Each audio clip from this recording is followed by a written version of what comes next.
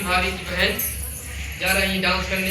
मंजू मोहिनी को आप लोग जान रहे हैं जो सिंगर है इस समय, और उनकी बहन है छोटी वाली मेनका, और उन्हीं साथ हम सब जा रहे हैं डांस करने।